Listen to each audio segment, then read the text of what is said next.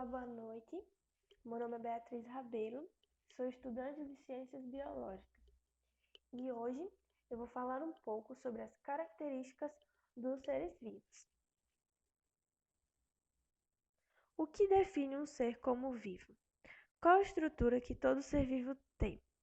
Bom, hoje eu vou falar sobre 8 características que são usadas para classificar um ser vivo. Primeiro, células. São estruturas funcionais de todo ser vivo. Ela pode ser célula animal, pode ser célula vegetal, pode ser unicelular, pode ser pluricelular, ou seja, ter uma ou mais de uma célula. Ela é formada por membrana plasmática, citoplasma, citoesqueleto e material genético, que pode ser envolvido ou não por uma carioteca, que é eucariótico e procariótico. Segundo, é a composição química. Primeiro, falando do carbono. O carbono pode ser encontrado como hidrocarboneto, que são os compostos orgânicos. O hidrogênio e o oxigênio juntos formam a água, que é um componente muito importante para a vida. Mas também podem estar em proteínas, em vitaminas, nos carboidratos. Os carbonos também estão nos carboidratos, porque eles são formadores de carboidratos. O CH2ON, com os monossacarídeos de glicose. Temos nitrogênio, que pode estar presente nos ácidos ribonucleicos do DNA e em aminoácidos, como a glicina, o cálcio, o fósforo, cálcio em reações químicas e fósforo no ATP, como ATP significa adenosina trifosfato. Enxofre, sódio, enxofre em aminoácidos, sódio na regulação da pressão a pressão arterial e também na bomba de sódio e potássio. O material genético, nós temos o DNA e o RNA. O DNA está relacionado ao material genético, formado por 4 bases, que são a adenina, guanina, citosina e timina. Porém, o RNA ele está relacionado à produção de proteínas, formado por adenina, guanina, citosina, porém ele não é formado por timina, ele é formado por uracila.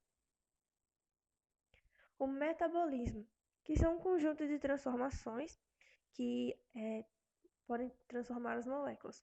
Por exemplo, a produção de moléculas a partir de moléculas simples, moléculas complexas, a partir de moléculas simples, é síntese, que é o anabolismo. E a desassimilação delas é o catabolismo, que é a degradação de moléculas. Nutrição. O ser pode ser autótrofo, como as plantas, que elas produzem seu próprio alimento através da fotossíntese, valendo-se de matéria inorgânica, que vai se valer de água, ele vai se valer do sol. E pode ser heterotrófico, que necessita de outro ser para obter os seus nutrientes. Reprodução. Tem 2 tipos de reprodução: reprodução assexuada e reprodução sexuada. Na assexuada não há troca de material genético, como a bipartição mostrada nessa imagem, também como o brotamento. A assexuada envolve a troca de material genético, como a reprodução das angiospermas, que tem as flores. A irritabilidade. Irritabilidade, na biologia, é classificada como a capacidade de responder a um estímulo. Por exemplo, essa planta, a dioneia, ela tem a capacidade de se mover com o estímulo do toque e se fechar. A pupila, ela tem a capacidade de se dilatar em relação à quantidade de luz. Mas também tem o fototropismo, que é a planta, né? Ela cresce em direção onde tem a disposição de luz. Evolução. São modificações ao longo do tempo, mutações relacionadas ao DNA, que vão gerar novas características no organismo. Agora eu vou falar um pouco das questões que eu coloquei aqui.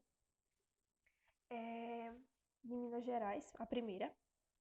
Há um fenômeno de caráter geral entre os seres vivos, que justifica os mecanismos de evolução e da biodiversidade. Assinale. Letra A, metabolismo. B, mutação, ciclo vital, nutrição e reprodução. O metabolismo ele é muito importante, a nutrição e a reprodução, mas o mecanismo de evolução é mutação. Resposta letra B. Embora a continuidade da vida na Terra dependa substancialmente de todo o elenco de características que definem os sistemas viventes, duas dessas características assumem maior importância para a preservação da vida no planeta.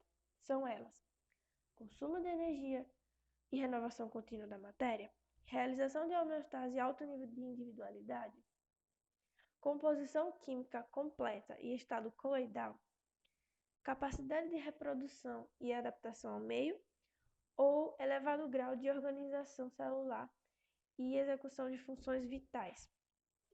Bom, nós precisamos sim consumir energia, nós precisamos sim ter uma composição química, mas para permanecer, para preservar a vida no planeta, nós temos que ter a capacidade de reprodução e de adaptação ao meio. Precisamos evoluir, precisamos da capacidade de reprodução.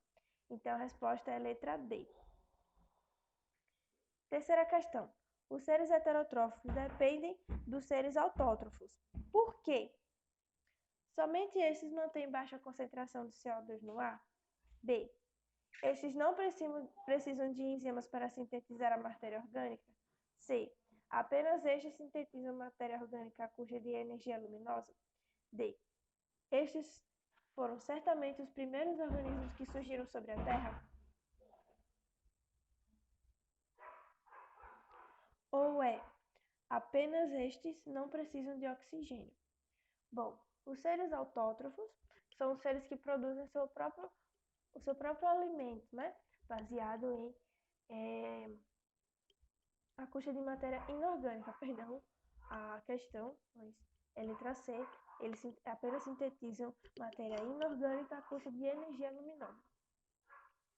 E a quarta questão, dá seu nome ao organismo autótrofo aquele que A. É capaz de sintetizar seus próprios alimentos a partir de substâncias químicas inorgânicas.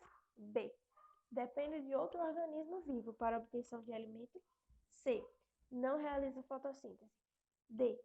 É capaz de sintetizar seu próprio alimento a partir de glicose e aminoácidos. O que acabamos de ver sobre os autótrofos são seres que sintetizam seu próprio alimento a partir de substâncias químicas inorgânicas com o processo da fotossíntese. Então, a questão correta é a letra A.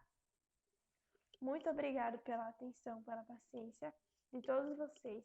Tenham um bom estudo.